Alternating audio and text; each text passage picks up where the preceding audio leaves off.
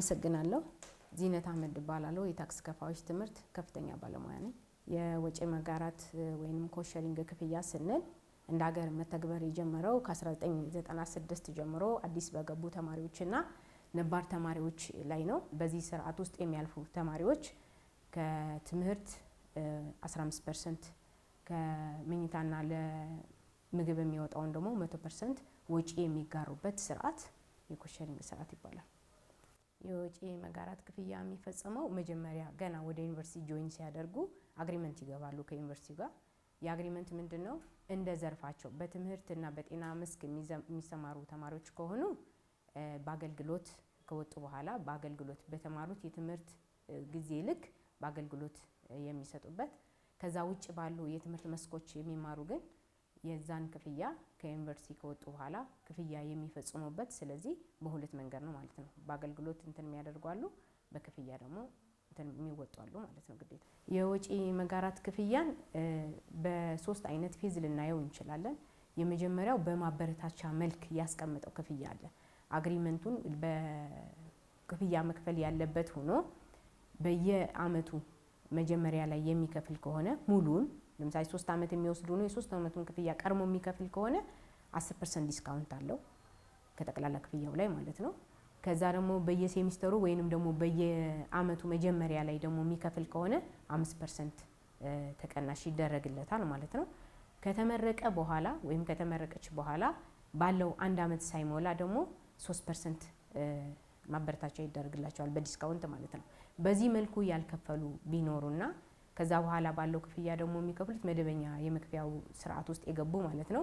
በአንድ አመት ውስጥ ስራ የያዙ ከሆነ ከጠቅላላ ደሞዛቸው ላይ 10% እየተቆረጠ በቀጣሪያቸው አማካኝነት የሚከፈልበት ሁኔታ ይኖራል ማለት ነው። አንዳንድ ጊዜ ግን መረጃ ሳይሟላ በሚቀርበት ሰዓት ቀጣሪው 1/3ኛም ሊቆርጥበት የሚችልበት ሁኔታ እንዳለ በደንቡ ላይ እና በመመሪያው ላይ ያስቀምጣል። በተመሳሳይ ከዚህ ጋር ተያይዞ ለምሳሌ ሩቅ ቦታ በአገልግሎት ተመድበው እኛ ሩቅ ቦታ ልንሄድ አንችልም ብለው በራሳቸው እንስራ ወይም አገልግሎት እንስጥ የሚሉ አካሎች ቢኖሩ ያ ስለማይቻል ጠቅላላ ለኮሸሪንግ የወጣውን ወጪ 50% መቀጫ ተጨምሮበት እንዲከፍሉ ይደረጋል። ከዚህ ሁሉ ውጭ ደግሞ ዘግይተው የሚከፍሉ ካሉ ደግሞ የዛን ወለድ የሚከፍሉበት በወለድ መልኩ የሚከፍሉበትም ስርዓት አለ ማለት ነው። ስለዚህ በእነዚህ 3 መልኩ ክፍያዎች ይፈጸማሉ። እግር መንገዷን ባነሳም ወዶ እዚህ ጋር የወጪ መጋራት ኃላፊነት የወሰደ አንድ ተማሪ ወይም ደግሞ እሱን የሚቀጥር አንድ ቀጣሪ የተቀመጠባቸው መወጣት ያለባቸው ግዴታ አለ። ቀጣሪው በወጪ መጋራት የተማረ መሆኑን አለመሆኑን ማረጋገጥ መቻል አለበት ሲቀጥር ማለት ነው። እንደዚህ አይነት ካለ ደግሞ ለይቶ ዘርዝሮ ለገቢ ተቋሙ ማሳወቅ መቻል አለበት። ከደሞዛቸው እየቀነሰ 10%ን በየወሩ መጨረሻ ማሳወቅ መቻል አለበት። ምናልባት መረጃ ለመስጠት ፈቃደኛ ያልሆነ ደግሞ ያላቀረበለትም የኮሸሪንግ ተጠቃሚ ባለሙያ ካለ በስሩ 1/3ኛውን ቆርጦ ለገቢ ተቋሙ ግን በ3 ወር ውስጥ መፍትሄ እንዲገኝ ማሳወቅ መቻል አለበት።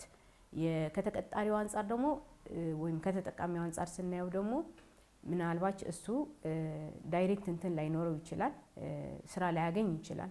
በዛ 1 አመት ውስጥ ወይም በ6 ወር ውስጥ ከተመረቀ በኋላ ስራ ላያገኝ ይችላል። እንደዛ በሚሆንበት ሰዓት የመክፈል ግን ግዴታ አለበት።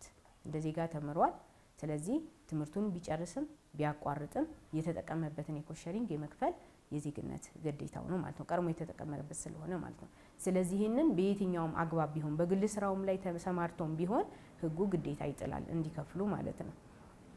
ይሄንን እንደዚህ ካነሳን የነሱን ግዴታ እንደዚህ ካነሳን መክፈል ሲፈልጉስ እንዴት ነው ማሳወቅ ያለባቸው? የት ነው ማሳወቅ ያለባቸው የሚለው ጥያቄ ጋር አብረን ስንመጣ ማሳወቅ ያለባቸው የመጀመሪያው በግለሰብ ደረጃ ከሆነ የሚያሳውቁት ራሱ ከሆነ ወዳለው የገቢ ሚኒስቴር ተቋም ሄዶ ያሳውቃል ማለት ነው። እኔ ይሄን ያክል ወጪ መጋራት ወጪ አለብኝ ከዩኒቨርሲቲ የተሰጠው አለ ሰመራይዝ ተደርጎ ፎቶ ያለበት ማንነቱን የሚገልጽ ሙሉ ማስረጃ ያለበት። በተመሳሳይ ተመርቆ የወጣ ከሆነ ደግሞ ቴምፖም እጁ ላይ ስለሚኖር እሱን ሁለቱን ይዞ ራሱ ሄዶ ክፍያውን አሰልቶ መክፈል ይችላል ማለት ነው። ምናልባት እንደዚህ በማይሆንበት ተቀጣሪ በሚሆንበት ጊዜ ደግሞ ሲሆን ቀጣሪዎቹ በአሉበት በግብር በሚከፍሉበት የግብር ማዕከል ለምሳሌ እንደኛ ተጨባጭ ብታየው የመንግስት ተቋማት እኛ ጋር አሉ፣ በፌዴራል ደረጃ በኤልቲኦም ደረጃ አሉ። ስለዚህ የነዛ በስራቸው የቀጠሩት ባለሙያዎች ካሏቸው የነዛን እንትን ቅድም እንዳልነው መተው ማሳወቅ አለባቸው ወይም መክፈል አለባቸው ማለት ነው። በየወሩ ከደሞዛቸው ላይ እየቀነሱ ማለት ነው።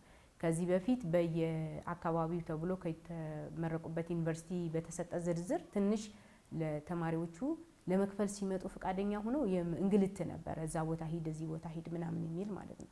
አሁን ግን ኦልሬዲ ባለበት የገቢ ተቋም በሚኖርበት ሂዶ መክፈል ይችላል ማለት ነው። በግለሰብ ደረጃ ከሆነ ተቀጣሪ ከሆነ ግን የቀጠረው አካል ነው ቅድም ባልኩት መሰረት 10% ከደሞዙ እየቀነሰ ለገቢ ተቋሙ የሚያሳውቀው ማለት ነው። ፋይናሊ ሲጨርስ ከሌ ጨርሷል እኔ ጋር ከፍሏል የሚል ማስረጃ እንደመነሻ ይሰጠዋል። እዛ የሚከፍልበት ገቢ ተቋም ደግሞ ያንን አረጋግጦ ለትምህርት ሚኒስቴር ይጽፍለታል፣ ለተማረበት የዩኒቨርሲቲ ይጽፍለታል። የተማረበት ዩኒቨርሲቲ የሚጠበቅበትን መወጣቱን ስላረጋገጠ ዲግሪውን እንዲወስድ ያደርጋል ማለት ነው።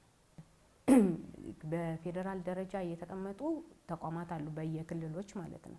እነሱ ጋር ምንም አይነት ክፍያ ያልጀመረ ከሆነ ዳይሬክት እሱ ሄዶ መክፈል ይችላል። ካልሆነ እየተቆረጠበት የመጣ ከሆነ በዛው ባለበት አካል ያስጨርስና ፋይናል እንትኑን ግን የሚጽፉለት የፌዴራል ተቋሙ ነው ማለት የፌዴራል ተቋም ገቢዎች ማለት ነው። በተመሳሳይ እንደ አዲስ አበባ ብንመጣ ለምሳሌ እኛ ጋር የሚከፍሉ ይኖራሉ፣ እኛ ጋር የሚያሳውቁ ማለት ነው። በተመሳሳይ ሊቲዮ ይኖራሉ። በተመሳሳይ ደግሞ በነዋሪነታቸው ደግሞ አዲስ አበባ ባሉ ገቢዎች ደግሞ የሚከፍሉ ይኖራሉ ማለት ነው። በዚህ መልኩ ይስተናገዳሉ።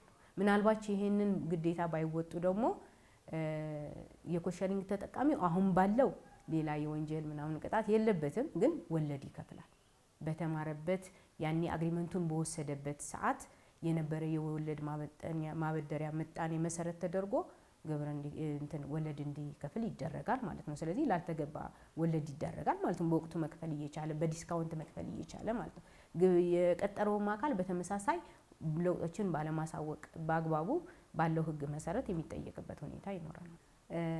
በመጨረሻ ባስተላለፍ ብዬ የምወደው እንግዲህ አገራችን በተለያየ መስኮች የተሻለ ስራ ለመስራት እየሰራች ያለችበት ሁኔታ ነው ያለውና ከዚህ አንፃር የትምህርት ደግሞ እውቀት ላይ የተመሰረተው ስራችን ደግሞ ሰፊ ስራ ይፈልጋልና ስለዚህ ማንኛውም በዚህ መልኩ ተምረን የወጣን የኮሸሪንግ ተጠቃሚዎች ከኛ በኋላ ሌሎች የሚማሩበት ስለሆነ ይሄ እድል ለሌሎችም የኛ ኃላፊነት ስንወጣ ሌሎችንም እያገዝንም ስለሆነም በአግባቡ ቅጣት ላይ ወለድ ላይ ከማረፋችን በፊት በዲስካውንት የምንጠቀምበት ሁኔታ ቢኖር ከአንድ ዓመት በፊት ከፍለን ዲስካውንት የምናገኝበት ሁኔታዎች ቢኖሩ መልካም ነው። በተመሳሳይ ደግሞ የማይሆንበት ሁኔታ እንኳን ካለ በተገቢው በአንድ ዓመት ውስጥ ስራ ካገኘን መክፈል ያለብንን ግዴታ መወጣት እንዳለብን ማስተላለፍ ፈልጋለሁ። አመሰግናለሁ።